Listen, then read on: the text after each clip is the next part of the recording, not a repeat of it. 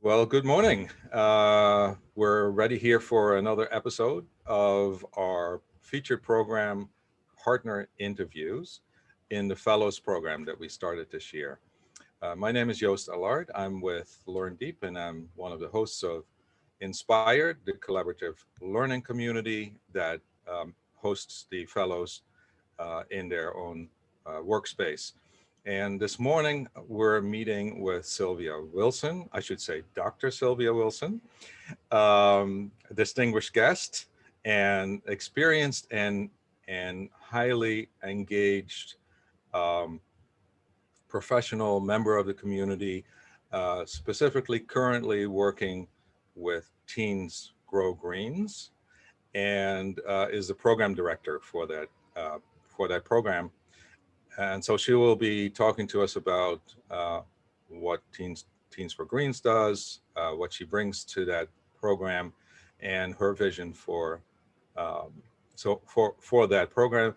But then specifically about how that could benefit you as a fellow, as a teacher, designing learning experiences that are more engaging for your students. So welcome, Dr. Wilson. Thank you. I appreciate you inviting me. Absolutely. We've been waiting to have you. We're following a little bit of a schedule, but, sometimes it's, trying to find the right time. Yeah. And of course, because we want to do this at a fixed time so that people can join us if they have an opportunity, um, we're a little limited in who we can host at what time. Yeah. So I'm glad we got to this point and we can host you, and I'm really looking forward to the conversation. Um, Maybe we can start with talking for you to talk a little bit about sort of what drives you, what excites you every day, and what was it that got you to Teens for Greens eventually? Because I know Mm. we've known each other for quite a number of years, Or and I know yeah, you've been long involved with time. other things. But talk a little bit about what drives you, who you are in that sense, Wow. and then we'll get to the Teens for Greens program. Sure. Well, again, thank you for the warm welcome and being able to share. I love opportunities to be able to share story and background as well as current work and aspirations for moving forward and how it Mm-hmm. integrates with other people's aspirations as well. So, born and raised in Milwaukee, pretty kind of dysfunctional family. We were impoverished. We lived in the Sherman Park area, the Washington Park area for a while and just dealing with what I would call generational trauma in a lot of ways. And so my goal was to stick my head in the books and say this is my way out. And so Mm-hmm. ended up going straight through school, went to Bayview High School. I probably should back up. So went to Sherman Elementary School, went to Mm-hmm. Morse Middle School, and then Bayview High School on the South Side. At the time, Bayview was a law specialty school, and I thought that Mm-hmm. I wanted to go to law school, so was excited about that. Got a scholarship to Marquette, went to Marquette, and ended up changing my major from accounting and finance with the idea of going into law school to English literature. Mm. And Interesting. so that was, due to kind of spiritual experience that I had and a growth and development during that time and realizing that everything couldn't be about just doing it for the money. And Mm-hmm. so that was really what I was driving for initially. But I love literature, I love writing. And so that's what I ended up doing. So graduated from there, went straight into UW Milwaukee for the master's program in adult and continuing education, and then into the PhD program for urban education, Mm-hmm. and graduated there with a minor in psychology.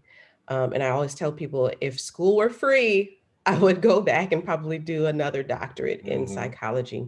But I think what has really inspired me throughout all of these years is just my own story and background and understanding all the intricacies and all the different ways in which my context, and then later when I was in my mid 20s, when I met my husband, the different things that contributed to his context, again, coming from a family with a lot of generational trauma and how we had to learn how to navigate just being an adult, just being alive and living in the world with the perceptions that we had garnered through our context growing up, why we thought the way we thought, why we behaved the way we behaved, why we, in some ways were limited internally the way we were limited or felt limited.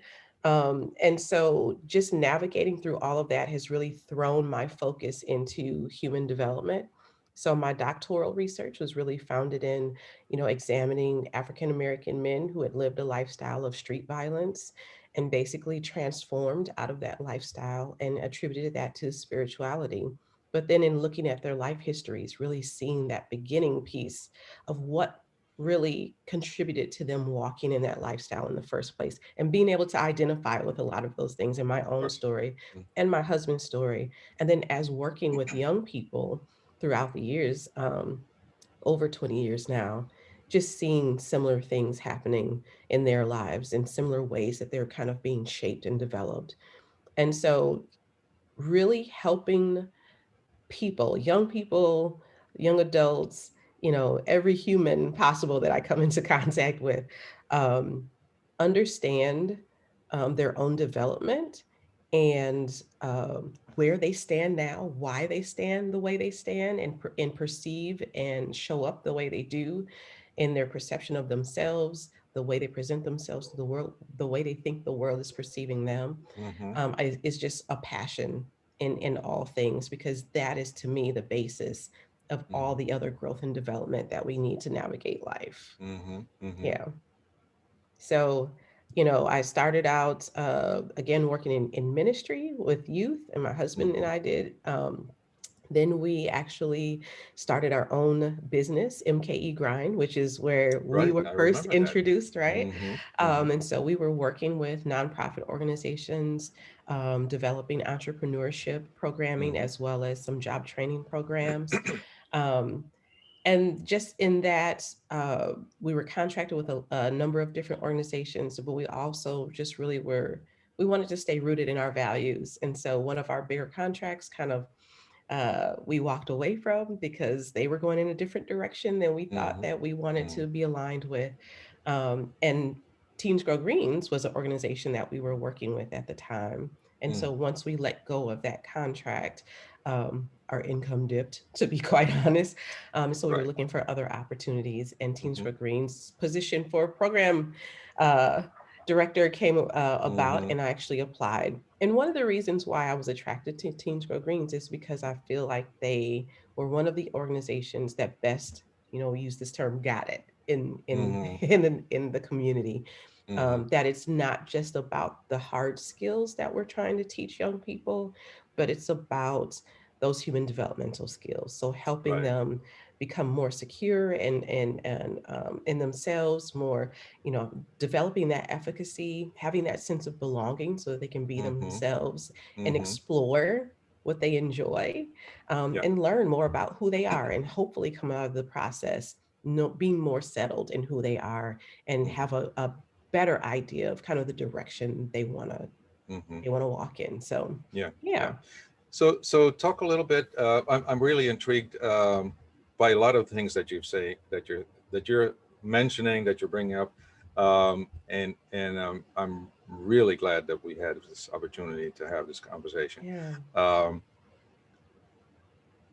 for several reasons. But let's first talk a little bit about, sort of a bit more specific about what Teens for Greens is Yeah. and what it offers for the students that you work with. Can I call them Absolutely. students, or do you call them something different? We call them teens with a capital Teens. T. Right, right. And we have interns and we have apprentices. And so Mm-hmm. we capitalize T every time we use the word teens, just because it's our way of kind of giving honor to them and helping them to understand that we see and we acknowledge the power that they possess. Mm-hmm. And so yeah, Teens Grow Greens was started in 2014 by Charlie Eline, who Mm-hmm. founded it with his wife, Rachel. He was a history school teacher at Mesmer High School, Mm. and basically, was going on a similar journey that me and my husband were going on. We started in ministry. He was starting as a school teacher, and we both were feeling like we're just not reaching the young people in the way that we really want to, and able to Mm-hmm. really provide them with the skills that Mm-hmm. we want to help them develop in this current role. So he and his wife actually created Teens Grow Greens, modeled somewhat after City Year. He had experienced City Year in his own youth, Okay. but also wanted to encourage, being out in nature and learning how to grow food, but then also giving some of those hard and soft skills when it comes to just developing a Mm-hmm. job readiness skills. And Right. so um, he started off with a very small group, partnered with Weber's Greenhouse. Mm-hmm. And so basically, our internship is focused on, again, developing those job skills, but also just developing the young people, helping them to understand their power to be leaders and to walk in Mm-hmm. leadership in their communities. And it's a 9-month program, usually starts in February and ends in October. You're Again, following the growing season a bit. following the growing season. Mm. And Okay. so it's rooted in that urban agriculture, but there's a lot more encompassed in that. Mm-hmm. Since being employed with them, so it's been about 3 years now, we've really Okay. more robustly developed our apprenticeship program. So once students are able to finish the internship, then they have the opportunity to become an apprentice in 6 Mm-hmm. different areas. So it's greenhouse growing, urban gardening, education, entrepreneurship, food and beverage, and grounds and maintenance. And then they're in a tiered pre-apprenticeship program where the first year is really about getting those core competencies to get them prepared for the industry. And the second year is a leadership year where they are working to basically work with us or additional organizations to complete a leadership project. And so it's really just to help them build up their leadership skills in the community, and build that portfolio. And then we're hoping to be able to then hand them off to employers, um, where they get, some additional training, but then are able to walk right into a career pathway. Mm-hmm. Mm-hmm. So you're really thinking about uh, the life skills, um, uh, but in that critical time where we're kind of expecting kids to make up their mind as far as what am I going to do? Right. I'm in, you know, whatever, junior year, senior year. Yeah. You should, crunch time. Are you going to college? Are you going to work? Right? Right. We're expecting them to have an idea of what that will be for them, and most kids, excuse me, most kids don't at that Yeah. point. Absolutely. Um, they're struggling with all kinds of, who am I kind of issues. Absolutely. Um, but also, it's too early, um, partly because the way school is today, we're not really doing any of the, so let's explore this job. Let's Yeah. explore what that feels like. Yeah. We're too far into, okay, you got to know all this knowledge by the time you graduate. Absolutely. And it doesn't give the kids the opportunity to explore. Yeah. Um, and so I'm glad to hear that you're thinking through that, and finding ways to, um, even if it's not in existing companies, but in your own programs, Absolutely. provide the opportunity to learn what work is. And for a lot of them, I'm sure that, um, growing food is not going to be their career. Yeah. But what they learn as they grow food and Right. have to work with others to Yeah. to make that happen, those are the skills that companies need, that employers are looking for. Absolutely. And so, it's funny that you say, for most of them, their jobs won't be growing food. And I think, that is something that we consistently hear from people. There's like, there's no jobs, there's no sustainable jobs in I farming didn't or say growing there is food. no Well, no, right, jobs. right, right. They have But it. They have a choice, right? absolutely. And yeah. But I also think that, when we talk about agriculture and we talk about, many of these environmental jobs, that most of the time people think of Hmm. farming. Hmm. Um, And so, for us, one of the things that we're trying to do, even through our programming and the expansion of our programming and sort of this tiered training system, is create opportunities for jobs to actually be developed within Mm-hmm. neighborhoods. Mm-hmm. And so, for instance, we're currently building out a program called Kids Grow Greens. And so, Kids Grow Mm-hmm. Greens is actually already a part of our program. Our teams are usually partnered with elementary school kids during the summer, and they mentor them over the summer in a portion of the programming that we call Kids Grow Greens Camp, right? Mm-hmm. So they are teaching them how to grow food, they're teaching them how to cook plant-based meals. They actually make their lunch together each day, Mm-hmm. and they're also teaching them about positive character traits. So they're really taking everything that they're learning through the program, and now they're implementing that immediately with Mm-hmm. their kid mentees. One of the Mm-hmm. expansions that we're trying to create even now, and we're hoping to be able to implement next year, is that some of those students, after they go through those 3 years with us, so the internship and the 2 years of pre apprenticeship, will then be able to be placed within schools or Mm-hmm. churches or community organizations as food systems educators and navigators. Mm-hmm. And their primary job will be to not only help provide educational programming in growing food for elementary and middle school students and possibly some high school students as well, Mm-hmm. but then also working as a connector and an engager within the community to Mm-hmm. help the community learn how to produce more fresh food within their communities year round. And then also, um, how do we monetize that so that it's a self sustaining system? Mm-hmm. So, we are developing, we have these training programs, but our goal is really to help neighborhoods develop their own economies and ecologies Mm-hmm. that are healthy and holistic, so that they can have sovereignty over a lot of the different systems that are Mm-hmm. necessary for them to be a healthy and whole community. So water Mm-hmm. systems are definitely one of those, food systems, energy systems, infrastructure, their educational systems, and personal development, job training, and their medical care. All of those things are things that we're trying to engage in our big picture model with Teens Grow Greens, Right. and we're Right. really pushing for the teens to be the ones that see themselves as the conduits of being able to engage and Mm-hmm. lead in these processes within Mm-hmm. neighborhoods. Yeah. Mm-hmm. Yeah. So really, we're talking three levels. When you talk about food, Mm, you need to learn how to grow food successfully, and absolutely. what it how you do that.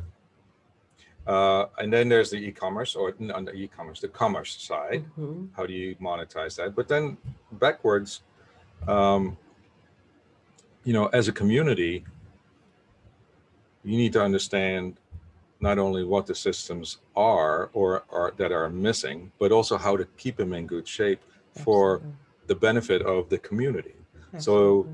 how do you develop this sense of community where everybody says, I'm part of this and I want to help keep it in good shape, as opposed to, I don't really care, I let this thing go because I don't want to participate in this. Yeah, yeah. Which is absolutely where I think, young people are the superheroes, right? I mean, it's Mm-hmm. hard Mm-hmm. for sometimes some of us older folks to get on board with things. And Mm-hmm. sometimes we're just too busy, just trying to sustain and just trying to, maintain life and living. Mm-hmm. But if we can get to young people, which is, why I'm super excited about what you guys are doing with the Mm-hmm. We'll get to fellows. that in a minute. Yeah, yeah, Yeah, yeah, it's yeah. it's like if we can, the younger that we can get to them and help them understand that, um, again, they are leaders. They have the Mm-hmm. efficacy to walk in their power, and be leaders in their communities, and that you don't necessarily even have to um, leave, because Mm-hmm. that's another huge issue for the city of Milwaukee and a lot of urban centers, is that we have folks that grow up and they become educated and they learn what they need to learn and then they leave. Mm-hmm. How do we keep some of those innovative minds here working towards bettering the place where they grew up. Mm-hmm. That is, again, a passion of mine. And, Mm-hmm. to be able to hopefully spark that within, elementary and middle school and high school kids is an amazing thing to do. There's a yeah, and when you said they get educated and then they leave, the thought struck me that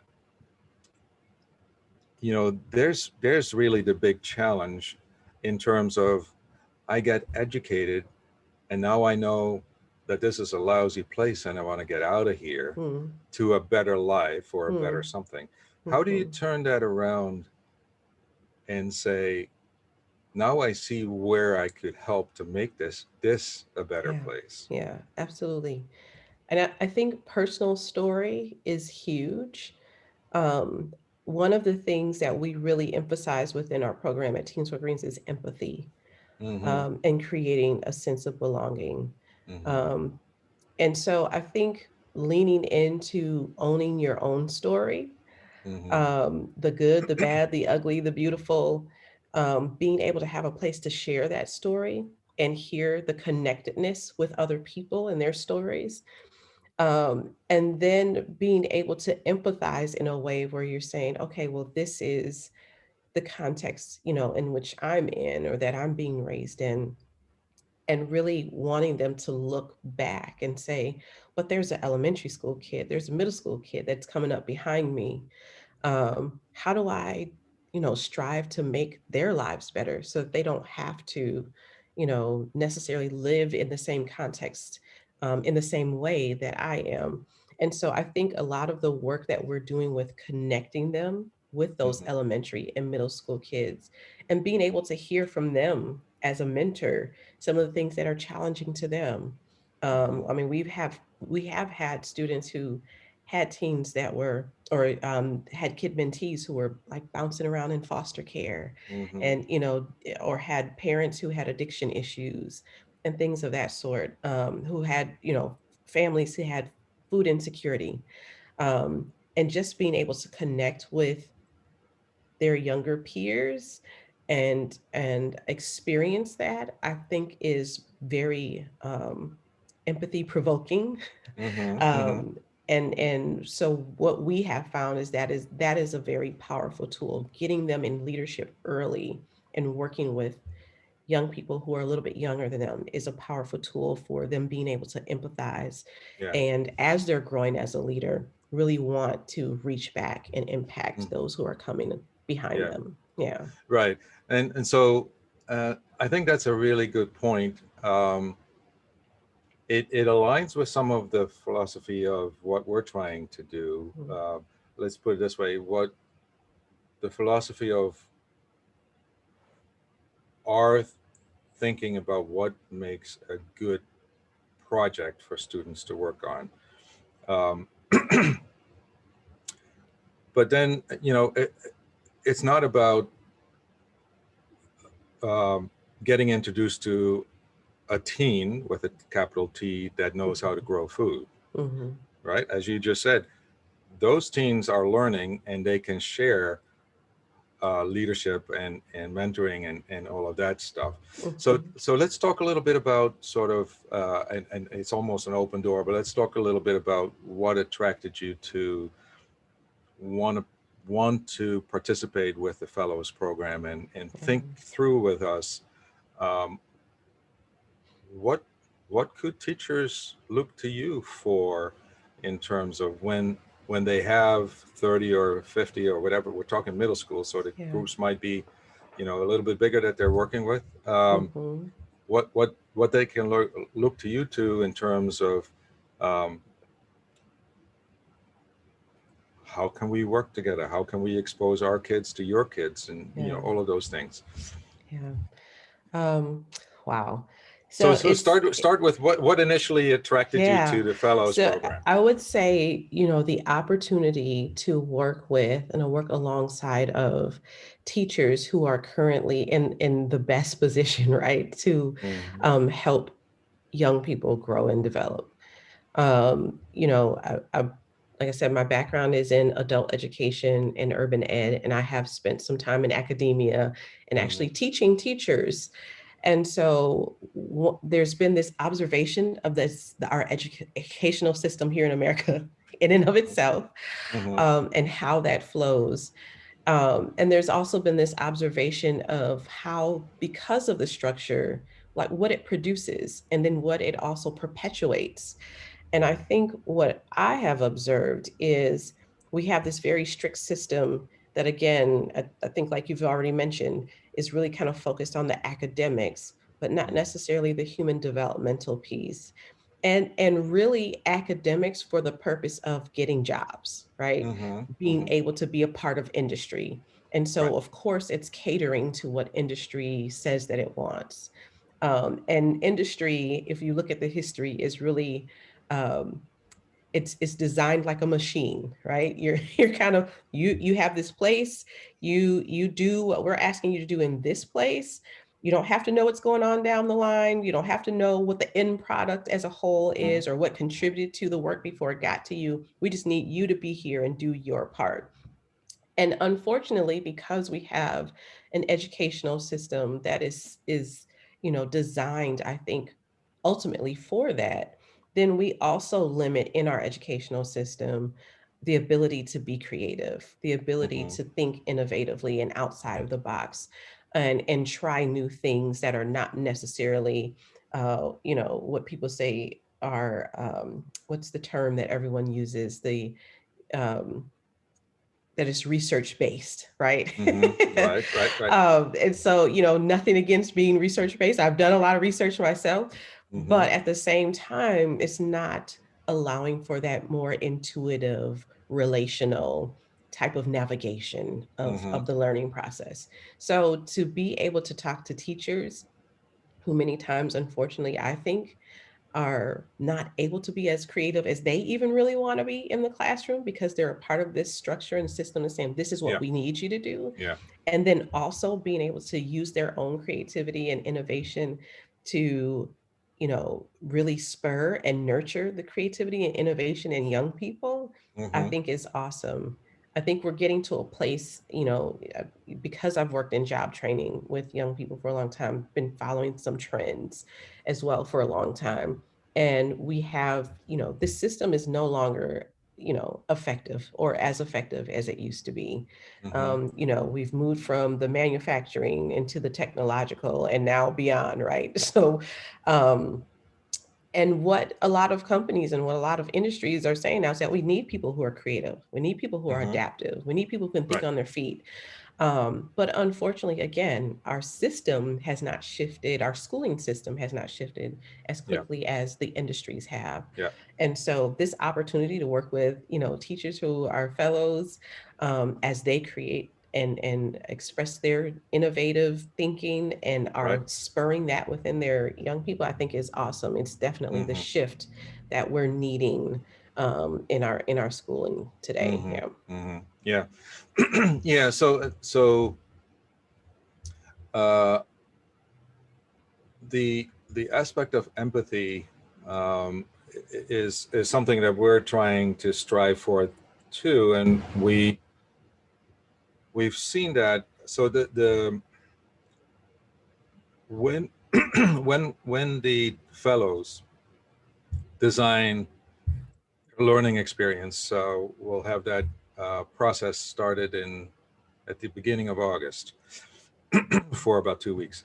Um, when they design that learning experience, we're putting them in teams Yeah. with teachers from other schools, and we're encouraging them to think about creating opportunities. For instance, for um, at a certain point of the project, you have your idea together, Mhm. right? And you can maybe write the story about what this idea is going to be.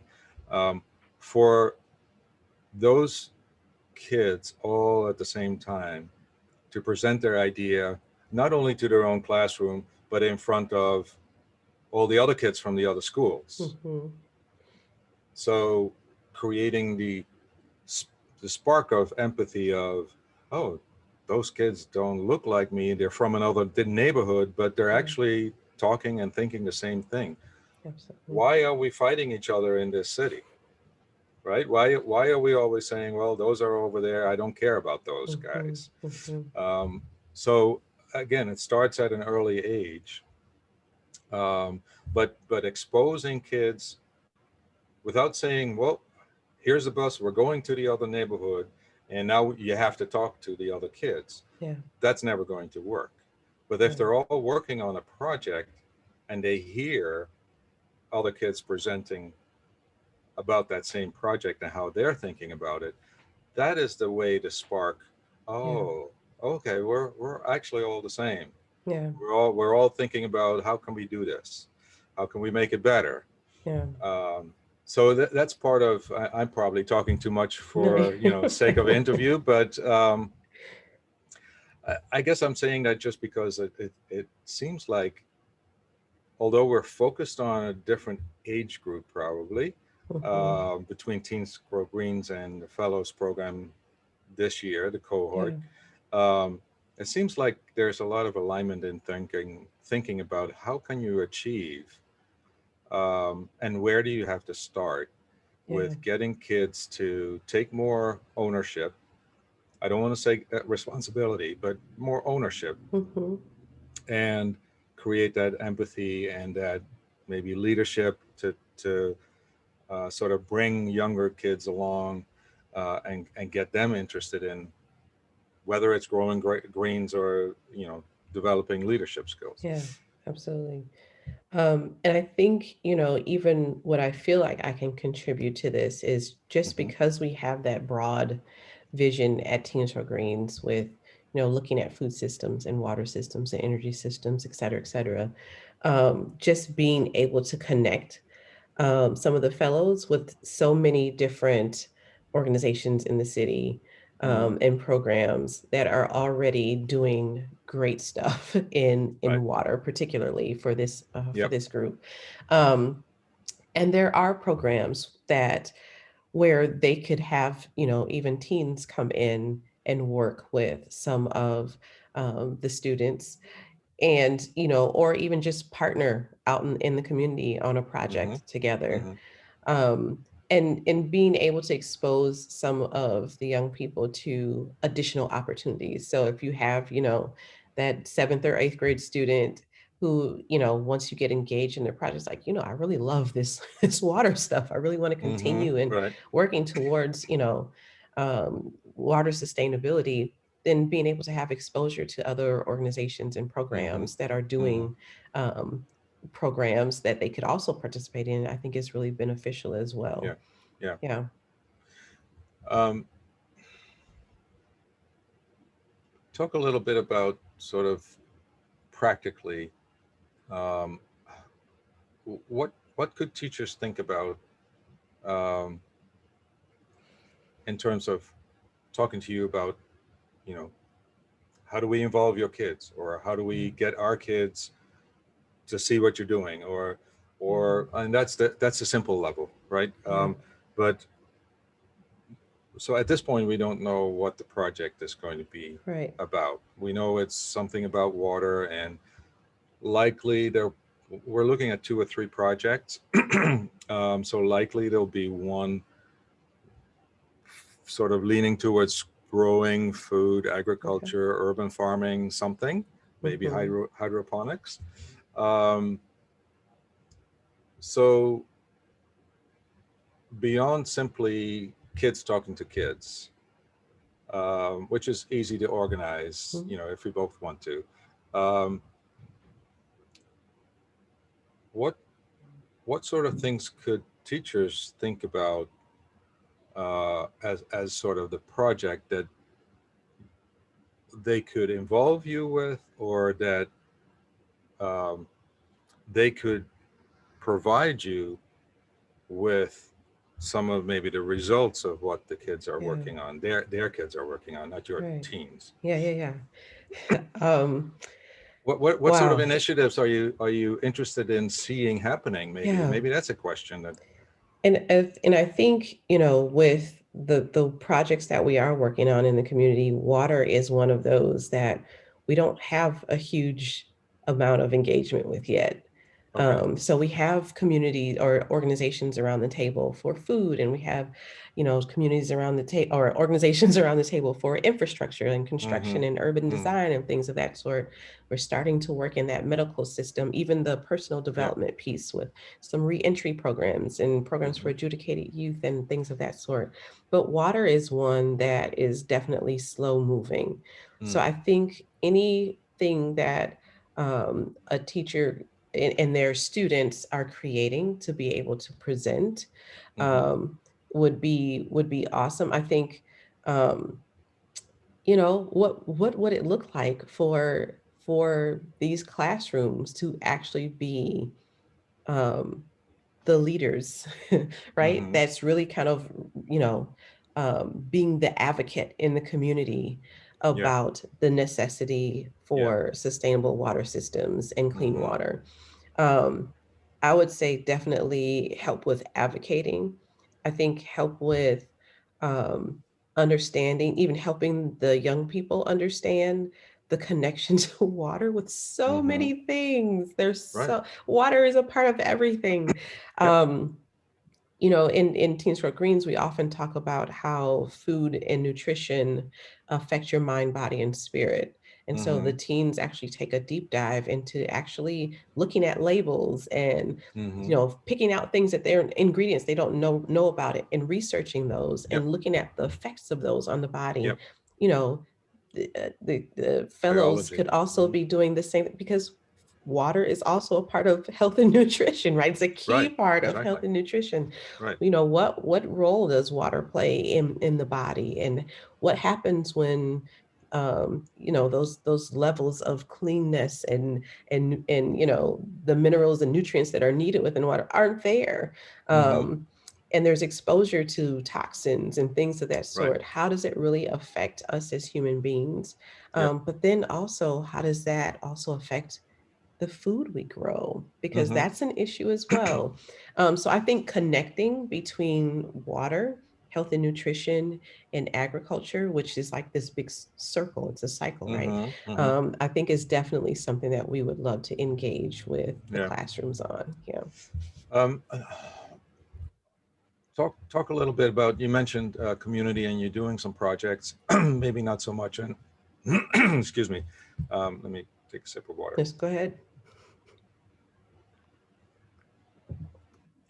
Um, the projects that you're doing so far, are you in specific communities at the moment? And I'm thinking, I'm asking the question because maybe you're doing projects that you would like to expand, Hmm. that the schools that our fellows are at might help you with expanding in the Hmm. neighborhoods that they are based in. Hmm. Just an idea. Yeah. So we are currently focused on two major neighborhoods. Oh, sorry, four major neighborhoods. There's two on the north side and two on the south side. And Hmm. so the Silver Spring neighborhood is Yep. one. So we're currently in the Westline Gardens there. We're working at the farm, which is the old um, Will Allen space. It's now been Mm. taken over by Tyler Schmidt. We are also in the Amani neighborhood. We are working closely with COA Golden Center. So we actually help to Hmm. run the Moody Park Garden every year. Okay. Um, we're working with Journey House down on the south side, so Clark Square neighborhood. Hmm. And we're also working in Muskego Way on the south Okay. side. So any of those neighborhoods are definitely something that we're interested in partnering with Hmm. organizations on. Hmm. And again, we're working on how do we help young people actually lead the way in really developing the structure needed for all of these neighborhoods to be self-sustaining in Hmm. food and water and energy and infrastructure. Yeah. Hmm. Um, just a thought that came up, and it's probably a little bit off the sort of off the track, but I'm wondering if you could talk a little bit about, and I always, in preparation for the interviews, I always warn people that yes, we're preparing together, but there may be a surprise question that Go I'm thinking ahead. of that you may not have prepared for. So here's a question. Go So ahead. sort of philosophically, when you say back to the early part of the interview, you talked about sort of uh, not only sustainable but sort of self-determination and managing, your That own sovereignty. community. Yeah. Um, Ideally, what would you like to see in a community, as far as, of course, people, churches, whatever, but those are the standard things. But Hmm.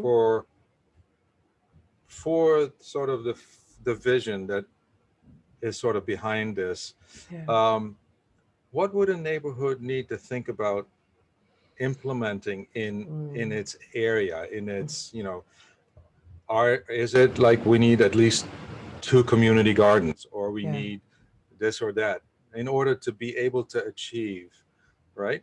Right. Do you have some thoughts and that you can share with Yeah. that? I think we're definitely working with um, communities that are really well on their way, I think, Mm-hmm. in sustainable um, creating a sustainable ecology within their communities. And so again, we're looking at water, um, food, energy, infrastructure, the Mm-hmm. medical system, personal development, which includes education and job training and all sort of thing. And Mm-hmm. in the center of our model is human development, right? So Mm-hmm. also looking Mm-hmm. at all of those Maslow's hierarchy of needs, but we've redeveloped them to look like a bloom, because one doesn't necessarily completely build on another. They're all integral Right. to one another. Mm-hmm. So for instance, West Lawn neighborhood is doing an awesome job with the housing authority and the choice neighborhood grant that they've received. Mm-hmm. So they have first of all a housing grant, an infrastructure grant to redeveloped. So they've built homes in the neighborhood, they've redeveloped their apartments. They're actually in the process of building new apartment buildings to be utilized for low income housing. But actually, it's a wide array of. So it's they Mm-hmm. want to have a neighborhood that includes all income levels. So there's some low income housing, there's some mid income housing, and some higher income housing, Mm-hmm. all available within that neighborhood, which is an awesome model, right? When we're talking Mm-hmm. about getting away from those differences and getting people to actually live in the same space together and get to know one another. The Mm-hmm. newer projects that they're building right now is also to help with like teens that are transitioning out of foster care, and Mm-hmm. those who may not have the familial support systems that are needed, and how do we help them get on their feet and be able to Mm-hmm. be self-sustaining adults. um, they are working, of course, in partnership with the Silver Spring Neighborhood Center, which also has a health clinic there Mm-hmm. that provides health services for the community. They have a food pantry within Silver Spring that helps there. It's connected to Browning Elementary, so they Mm-hmm. have Yep. their elementary school there. So they're integrating a lot of what's going on in the community Mm-hmm. in the educational classroom experiences. So they did build a greenhouse as well, Right. connected Right. to the school and the neighborhood center. And then we're there helping to expand their urban garden. And so they do have an urban garden that was actually created in the center of the neighborhood. And we've helped to expand that. And Mm-hmm. they're also working with the farm, the collaborative farm, which again is Will Allen's old space. Mm-hmm. Um, and so, and that is actually connected to a number of farmers who are actually growing and producing and distributing from that space as well. Okay. Um, so I would say, wow, for that neighborhood, they created the Fresh Food Access Council. And the Fresh Food Okay. Access Council actually hits on all of those issues, though. And so it's neighbors, it's community organizations, it's the community center all working together Mm-hmm. to design and implement new plans and projects within the community that will help it build that self-sustaining system in all of those Right. areas. So I think, you don't have to have all of those things in a Right. community. Really what you need are people who are willing to come together and think about and talk about and brainstorm, the needs, um, the desires, and understand the resources that are available, and then Mm-hmm. connecting with maybe some additional organizations and things of that sort that Mm-hmm. could also help connect with some additional resources and bring them Yeah. in if Yeah. necessary. Mm-hmm. So, I mean, even in our work, we're working with like Fork Farms, right? Because Okay. we are helping communities build these community gardens, but you Mm-hmm. can't grow in a community garden year round. And Mm-hmm. so, what we're also working on is also getting grant funding to install hydroponic growing systems within community centers and Mm-hmm. churches and schools Okay. so that they can have that growing experience year round and still be able to produce for the neighborhood. Mm-hmm.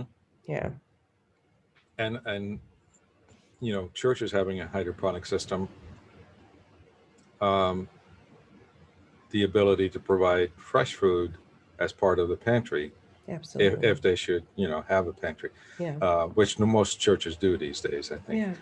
Yeah. Yeah, that's awesome. Um, I'm just letting it sink in a little Let's bit go. because there's a lot. It There's a is a lot lot. there. You're doing some great stuff with Teens It for is a lot. Greens, Yeah. and we should really. Um, it's not a should. It's a given that we're going Yeah. to be through the fellows work exploring how to connect, the Absolutely. organizations, um, so that the students have a richer palette to explore of, you know, Absolutely. what am I interested in? What do I see as an issue? Um, and let's get a couple of kids together and let's think through what's this project that we want to do to figure out how to make it better. Yeah, absolutely. Um, And Go I'll ahead. also say that I think we could also contribute in a way because we teach entrepreneurship Yeah. with Teens for Greens. And so Mm-hmm. our teams are actually, they get pretty good at, brainstorming and iterating ideas, Mm-hmm. doing the research and development and customer discovery if necessary and Okay. all of those Mm-hmm. things. And so even as the fellows are working within their classrooms and they're kind of teaching that process of brainstorming and coming up with Mm-hmm. creative ideas, that's also a way that we can connect, because Mm-hmm. we definitely have young people that could help facilitate, Yeah. and or even kind of be a panel to ask questions of, Yeah. Yeah. or hear some of the young people's ideas and give them Mm-hmm. feedback on all of Yeah. those Yeah. things. Yeah. Yeah. Yeah. Good. Yeah. We should definitely explore that because, near peer mentors are a powerful thing, and Mm, um, that doesn't have to be, resulting in tutoring math, right. right? That's maybe a near peer mentor that's good at math at high school, Right. but Right. that's not what we're after. Right. Um, I think we're missing the boat if we just limit to that kind of Absolutely. interaction, um, and it's also good for building relationships, right? Because the high school kids go on to college or to a program like yours where Mhm. they really want to explore what does this mean for Yeah. me. um, and if you've been a near peer mentor for a middle school kid, the middle school kid gets to high school, you're still able to explore that relationship and pull people along, right? And Yeah. that's really what it's all about, because once you're done with this or that, if it's not anchored in the neighborhood or in something, you're just going to float away Yeah. and Yeah. do something, but Right. it's not. Um, yeah, it's not. Not Sustainable, I anchored into. think. It's not Yeah. foundational, right? Yeah. So. I mean, that's one of the reasons why our program is 9 months. You know, Mm-hmm. we don't, serve hundreds of kids or thousands of kids each year, or teens each year. We serve a handful. I mean, this year is the year we have the most. We have 50 students who are Mm-hmm. now hired as interns, and we have 17 apprentices. Um, but it's 9 months so you can build that relationship. It's Yeah. 9 months so that we can build that rapport with one another and that Yeah. sense of belonging. Because you Hmm. can just, there's so much more accessibility to Right. the wholeness of the person when you have those relationships. Yeah, Right. And it takes a while to work on that relationship absolutely. before the question can come. So, how did you get into this job? Mm-hmm. Because if I'm looking up to somebody that's expert in this or that, Yeah, I'm just going to listen and try to do, right. and I'm not going to ask these life questions Yeah, until I feel comfortable. right. and Or it's and less relevant, comfortable I is not think. in a sit down session like, Yeah, okay, let's talk about how I got here, yeah. because now you're intimidating the kids again, right? It's the Right. relationship. We're walking down to whatever to get started with something, and now I see an opportunity to, Yeah, I've been always curious about, absolutely. this is the kid that's going to do something like what the person is doing. Right, right. um, Without relationship, it tends to be less relevant, right? So you're, mm-hmm. like you said, you're talking or preaching to the kids, and they're like, Yep. yeah, yeah, but they don't see the connection with you on a Yep. personal level. Yeah. So it's like, well, you could do that, but that doesn't mean that I can. But when you Right. get to know them and you have that personal connection, and they're like, okay, wait a minute, this is a really cool person. How can I connect and understand how Mm-hmm. you got to where you are? It Yep. just makes it much more relevant.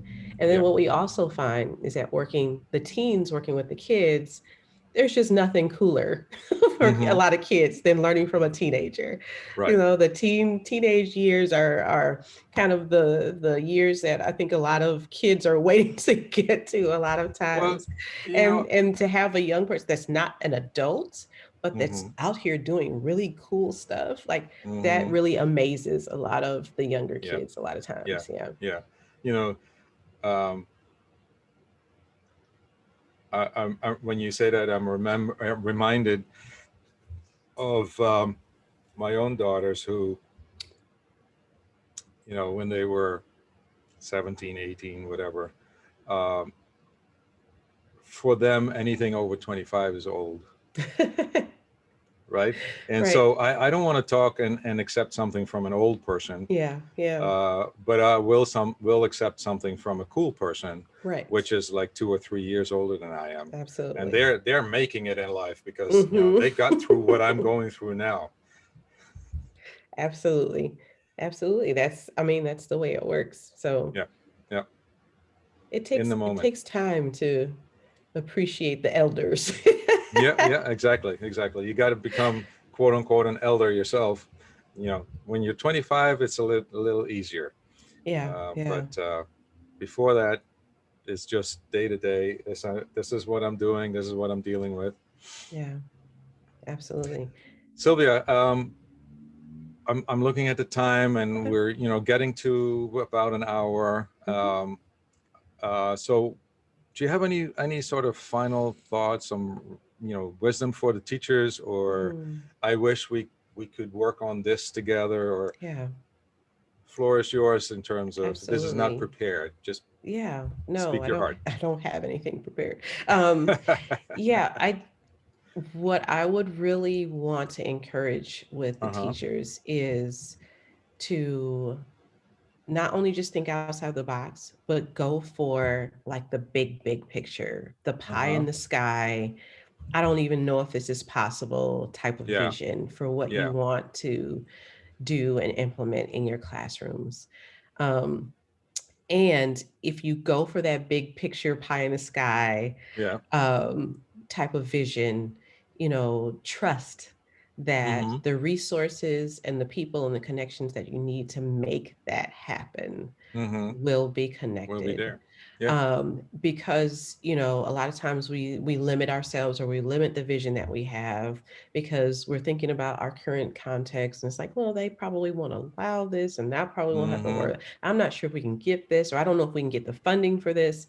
um, Please trust that there are so many people working to improve so many things in the neighborhoods and in the communities and with our young people, that if you come up with this huge, beautiful pie in the sky idea, I am willing to guarantee that there is going to be someone or someone's who are Mm-hmm. willing to come alongside of you and help you to make that happen. Mm-hmm. So don't limit yourself based on resources. Don't limit yourself based on, maybe not even knowing how to implement. Right.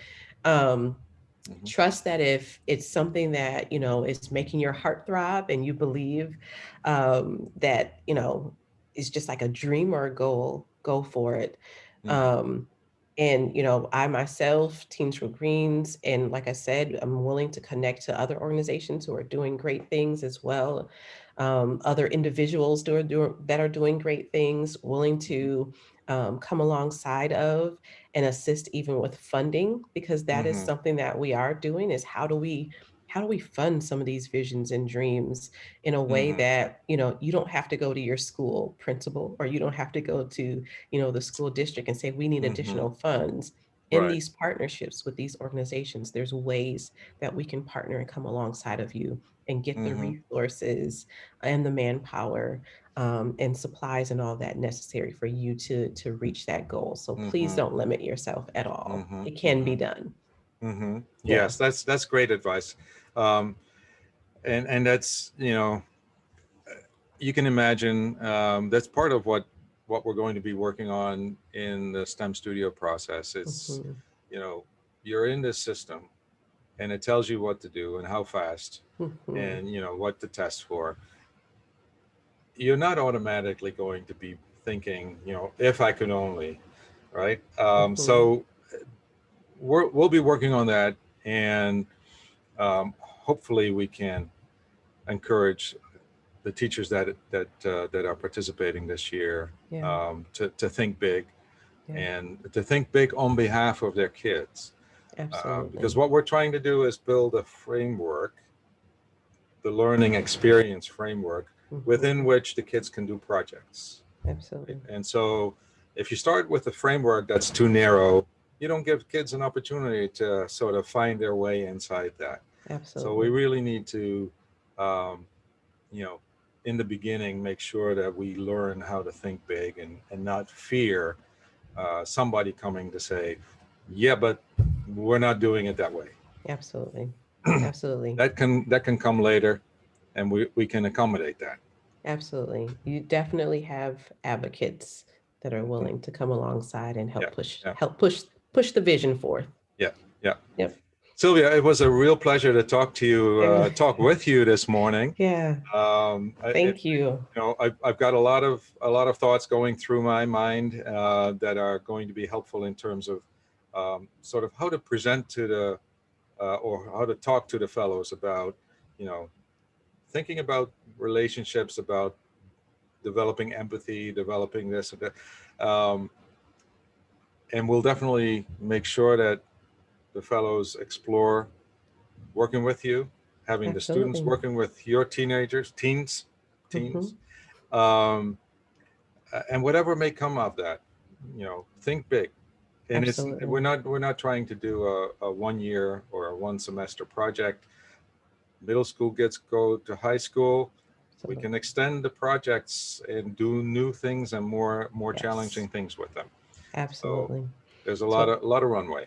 well, thank you again for inviting me. I appreciate You're the welcome. opportunity to share and think out loud with you. Yes, that was great. And just definitely want to extend, like I said, anything that I can assist with through Teens for Greens, or even, personally with brainstorming or anything of that sort, please Hmm. feel free to Yeah, let me know. yeah. We'll have opportunities for our partner uh, representatives, partner contacts to come in and provide some feedback and review during the STEM studio process. Awesome. So you're welcome to participate in that. We'll let you know what the right times are for that. Sounds great. So we'd love to have your input in that process. Well, thank you. I appreciate it. Thank you, Sylvia. Okay. Thank Have a you. great weekend. Great You too. Fourth of July weekend. Yes, you as well. And a safe Thank one you. and restful one. Yes, All we'll right. try all of that. All right. Bye, Thank you. Bye fellows. bye. Bye bye. Bye bye.